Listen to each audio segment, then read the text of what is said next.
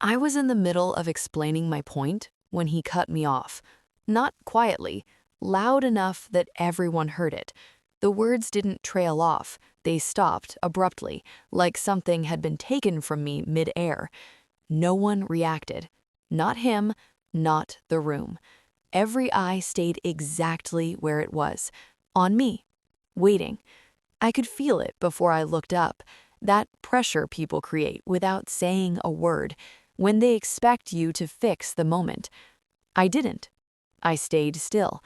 My hands didn't move, my voice didn't rush back in to correct him, I didn't smile to soften it. He leaned forward and kept talking, as if nothing unusual had happened, as if interrupting me was normal, as if the room would follow him. And it did. Not because they agreed, but because no one knew what else to do.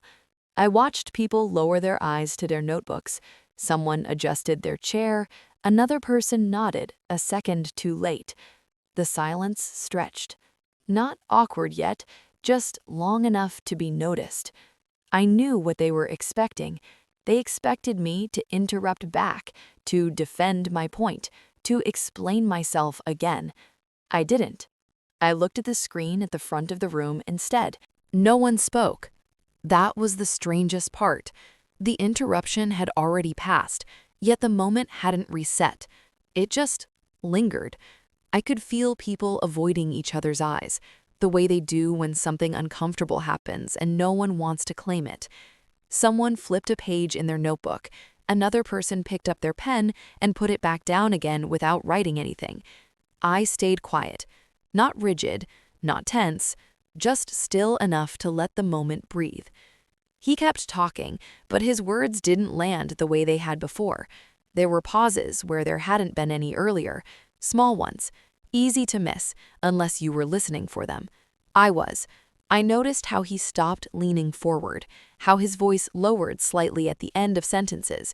Not unsure, but not as sure as before. People nodded along, but it felt automatic, like they were agreeing out of habit, not conviction. I didn't nod. I didn't shake my head either. I just stayed where I was. The silence had changed shape now. It wasn't about me anymore. It was about the room not knowing how to move forward. That's when I realized something else.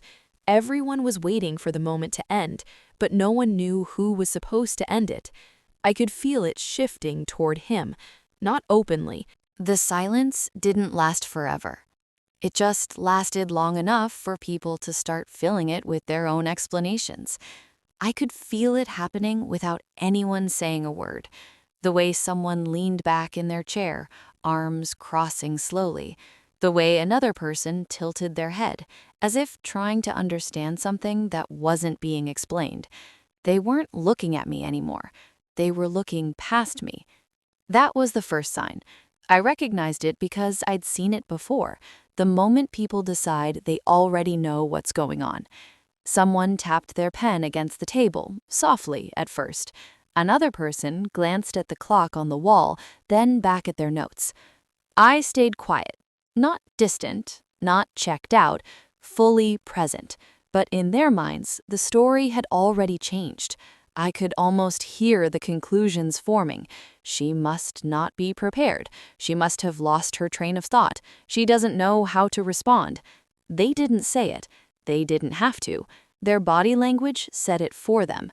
He continued talking, a little more relaxed now, as if the moment had resolved itself, as if my silence had confirmed something. I let it. I didn't rush to correct their assumptions. I didn't interrupt to reclaim anything. I watched, and the more comfortable they became with their version of the moment, the more careless they grew. That's when I realized they had completely misread my silence, and that misunderstanding was changing how they behaved. The conversation loosened. People started speaking more freely, not louder. The meeting didn't stop. It adjusted. That's the only way I can explain it. People kept talking, but the rhythm was different now. Sentences felt shorter, pauses felt longer. It was as if everyone was trying to move forward without stepping on something invisible. I noticed how often eyes came back to me. Not directly, not openly. Quick glances, half looks, checking. I stayed quiet, not because I had nothing to say, but because I wasn't waiting anymore. Someone asked a question at the other end of the table. It wasn't directed at me, but the pause after it was. Too clean, too deliberate. No one answered right away. I felt the moment hovering there, the space where I would normally jump in. I didn't. The silence settled again, heavier this time, different. It wasn't awkward anymore.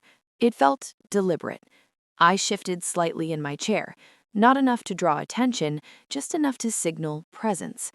He noticed. I saw it in the way his sentence slowed down, the way he glanced toward me and then away again. The room followed that movement. People weren't ignoring me now. They were adjusting around me. That's when I realized I wasn't waiting for permission anymore. The room was waiting on me. I stayed calm. No expression, no urgency. Someone tried to fill the space with another comment, but it landed flat. The moment didn't belong to them. It didn't belong to him either. The room didn't know how to move. That was the first real change. Decisions that usually came quickly started dragging. Questions were asked twice, then rephrased. Someone suggested moving on, then hesitated. I stayed quiet, not distant, present. I could feel the attention settle into a strange loop. People weren't looking at me constantly, but they kept circling back, as if something unfinished was sitting in the middle of the table. He tried to regain the rhythm. He summarized what had already been said, as if repetition could reset the moment. It didn't. His voice carried less weight now. Not weak, just uncertain. People waited at the ends of his sentences. I noticed it in the pauses, longer than before, uncomfortable. I didn't fill them. Someone shifted closer to the table. Another person leaned back, arms folded, thinking. The meeting felt stuck, not because no one had ideas, but because no one was sure whose idea would land. I stayed calm. I wasn't controlling the silence anymore. The silence? By then, I wasn't reacting to the room anymore. I was reading it. I'd seen this pattern before, not just here, but in other moments where silence stretched longer than people expected. The moment when conversation slows and no one knows who's supposed to move next. Most people panic there. They rush to fill the gap. I didn't. I let the pace drop. I let the pauses stay unanswered. What I noticed surprised me. The quieter I stayed, the more people started adjusting themselves. They sat straighter. They rechecked their notes. They became careful with their words. Not because I'd said anything, because the rhythm they relied on was gone. Meetings usually move fast for a reason. Speed hides uncertainty. When things slow down, people feel exposed. I could feel that exposure now. Someone spoke, then stopped halfway through their sentence, correcting themselves before finishing. Another person added a comment, then immediately softened it, as if unsure how it would land. I stayed still, listening. This wasn't about control anymore. It was about timing. That's when it clicked. Silence wasn't about saying nothing. The shift had already happened. I could feel it before I saw it. People weren't looking at him for direction anymore. They weren't waiting for him to finish his thoughts.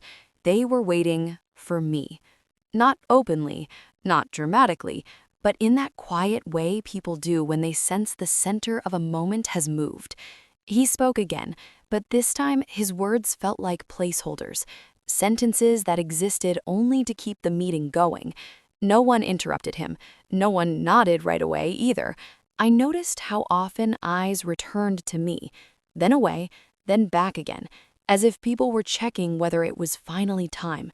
I took a slow breath, not because I was nervous, because I was choosing the moment. I adjusted my posture slightly, sitting straighter, the smallest movement. It was enough. The room reacted to it.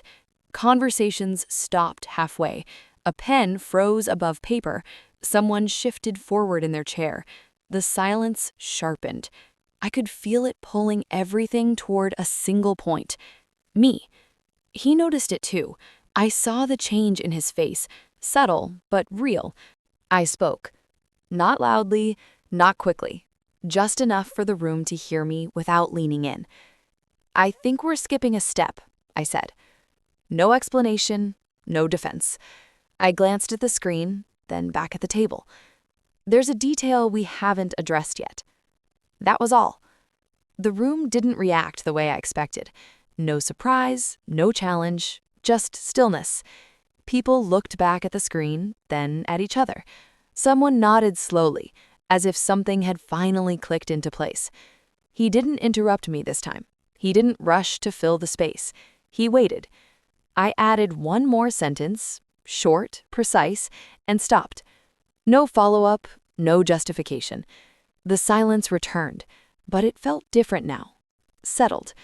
That's when I realized the room wasn't judging me anymore. It was listening. The conversation moved on. Not abruptly, not awkwardly, naturally. People referenced what I had said without looking at me for approval. They didn't need to. The shift had already happened. He leaned back in his chair, quieter now.